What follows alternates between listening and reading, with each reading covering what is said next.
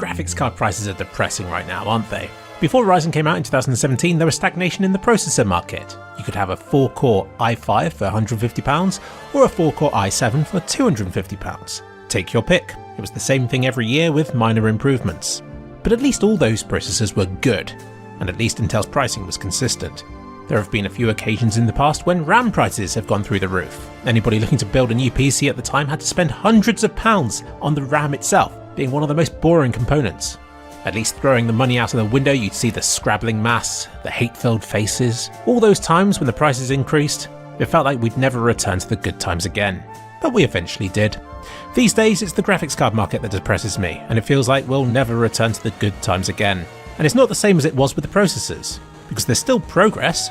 Faster graphics cards are coming out with every generation, but we have to pay for it, and not just hundreds, but thousands of pounds. And in a way, that's even worse. Don't get me wrong, I love what these new cards can do, especially with ray tracing. That stuff is exciting. But I've absolutely lost any interest in following the hardware scene itself when the prices are so uncompetitive, because that's where a lot of my joy used to come from. Like, even when I wasn't looking to buy, I used to love seeing new hardware coming out, offering more performance for less money than ever before. That was what thrilled me, that feeling of constant progress. After Ryzen's launch, I frequent the AMD subreddit on a daily basis to check out the new reviews, releases and cool tests people had done on these things to show how much more you could get at that price point than ever before. It was a huge leap, but when prices stop dropping, my interest dries up. My passion for technology has been fueled by the idea that you could get a better system with your money today than you could have done yesterday, and without that, it saddens me. If you don't need a new graphics card, now is actually a very good time to buy a new PC. It's been years since the processor market was this exciting. At the high end, the Ryzen 7 950X is the undisputed champion, and this is coming from me, someone with a 13900K. It's still a beastly processor, but the 7950X's improved efficiency and upgradable platform makes it a better choice.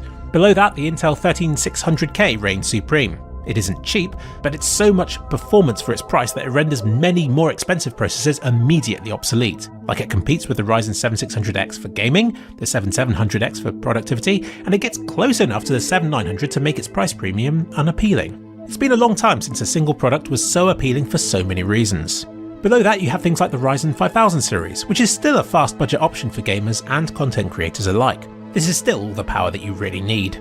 And then you can go really crazy in the ultra low end. I saw a Ryzen 4500 processor for £67 the other day. So what is the budget graphics card market like right now?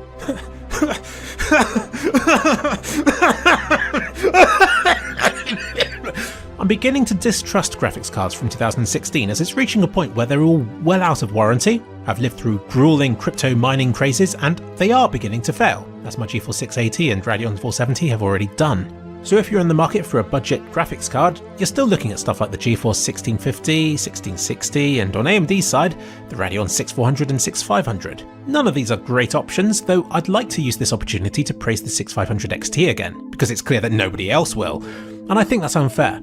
I noticed that reviewers spend all their time praising fast graphics cards for being fast, and then briefly mention how unreasonable the price is at the end somewhere. But with the 6500 XT, it's the exact opposite. The entire review is spent slating it for being slow, and then at the end they'll briefly say something like, but at least it's cheap and available. I don't think that was fair. I understand the bitterness about it being a £200 card that was, in many ways, inferior to older £200 cards, but that's entirely missing the point of why the 6500 XT was so important.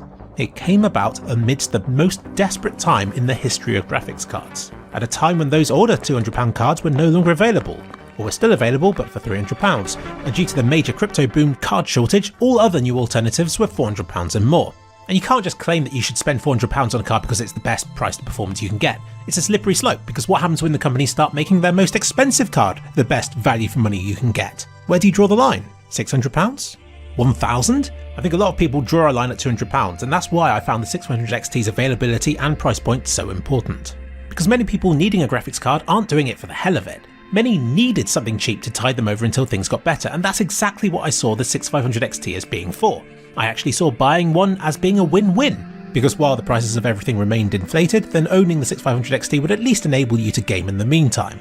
And when the prices did eventually crash, your money could then be used to buy a much more powerful card than was possible before the crash. Because it sucks to spend $1,000 on a 3060 Ti only to see half its value wiped a few months later. So no, the 6500 XT was nobody's dream graphics card. It was stripped down, artificially and unnecessarily nerfed.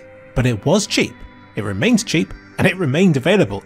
And it had ray tracing, but I bought one of these, and it has worked out perfectly well at LANs for when we've needed an extra graphics card. In some games it runs very poorly at ultra settings, but then you lower the settings and it can play the games again. So yeah, that's it. I'll shut up about the 6500 XT now, and since prices have dropped quite a bit since then, those looking to buy a gaming PC should definitely try stretching to a Radeon 6600 instead. Intel's Arc graphics could have been a great option, and one day they still might. I was very excited about them before release, and that was because of their 3-tier strategy. Tier 1 were games that Arc would be optimised for, and would run well in.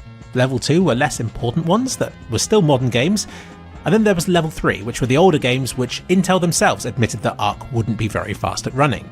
But here's the thing, they were going to price these Arc graphics cards relative to their worst gaming performance, meaning that at worst they'd still be competitive with similarly priced AMD and Nvidia cards, but at best they'd be significantly faster. However, in practice this didn't really happen. Intel's pricing wasn't enough to justify the terrible state of their drivers. At best, it remained competitive or even outperformed its competitors, but at worst, it stuttered or severely underperformed how it should have done in titles. And performance was only half the problem. There were graphical glitches and all sorts of weird exotic problems unseen in the land of graphics cards for decades, and all these made the Arc cards unsuitable for anybody who just wanted to get on and game.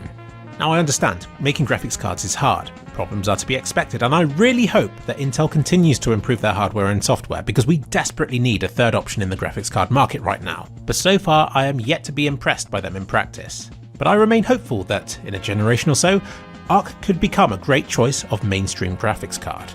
Although I guess it is already, because within months of Arc's launch, a report on dedicated graphics cards sold stated that Intel already had 4% of the entire graphics card market, which makes them half the size of AMD.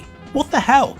AMD has been fighting for graphics card market share for decades, failing to claim ground from Nvidia, typically blamed for having poor drivers, and now Intel waltzes along and becomes half of AMD's size within months, despite offering very few products and with far worse drivers. Facts are facts, and I think it's safe to say that Intel's on their way to becoming a major competitor in the graphics card market, and that AMD's graphics division is truly cursed. AMD's high-end 7000 series cards have just launched, yet there's no news on their more affordable lineups just yet. I've been underwhelmed by the Radeon 7900 series. The performance of it is fine, the naming scheme questionable, but the pricing is flat out dull, and not enough to make their cards appealing against the already dully priced GeForce 4000 series. All new cards seem to be priced to make the most expensive one look to be the best value for money, and that makes me sad. Not just for now, but for future releases as well. But I will defend the Radeon 7000 series power consumption. People think it isn't power efficient because it's less competitive against Nvidia than previous generations were, but looking through the generations, Nvidia has typically used a larger and less efficient node than AMD has. But with the new GeForce 4000 series, they've essentially leapfrogged AMD by moving to an even smaller, arguably more efficient node than AMD is currently using in their hybrid designs. But if you compare AMD against previous AMD cards, then it's clear that the 7000 series is still a big improvement. It sees the start of modular graphics chips, which I hope will be scalable, and just like Ryzen, I hope it will pay off in many ways that we're yet to see. And hopefully some of these ways may actually benefit us. Nvidia on the other hand has been slowly rolling out the 4000 series of graphics card from top downwards, starting with the 4090, then the 4080 and now the 4070 Ti series. But it could be a while before we see the lower end, if at all.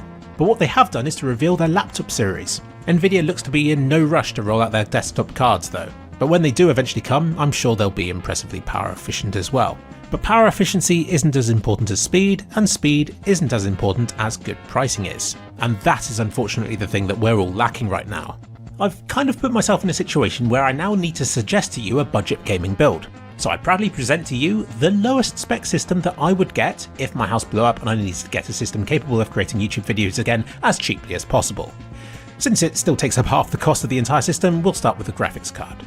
I'm not betting on finding a good second-hand deal for this video, I'm going by the new options, and despite all my praising of the Radeon 6500 XT, I'm not recommending it here for a number of reasons, but the main one is that these days the 6600 doesn't cost that much more, but does give you a lot more for your money.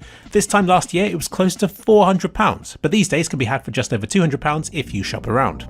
For that, you'll be getting an excellent 1080p gaming card, with screen capture support and without any of the limitations that the 6500 XT suffers from. And my choice of the 12100F processor is for lots of reasons, just go with that and be happy. But to try and prove some sort of point which I eventually regretted, I did construct this Ryzen 4 500 build, which would have been about £25 cheaper, and I had this long script typed up about how it's still all you need to get things done and how it still manages 60 FPS minimum frame rates in all games and all that stuff.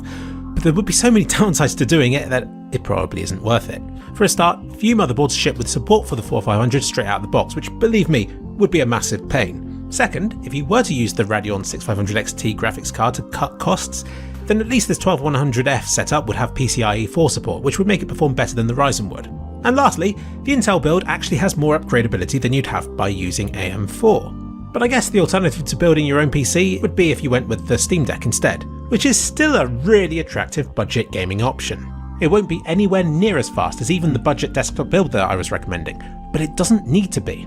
It can still run most games out there, plus it pays off in other ways by being an all-in-one portable device with nice controls and all sorts of interesting quirks and features. Even with all my PCs and powerful hardware, there's still something quite magical about being able to boot up a game when I'm lying in bed or when I'm on the train, able to get back into the action with just the press of a button. The Steam Deck fills all those gaps I never knew existed in my life until I got it.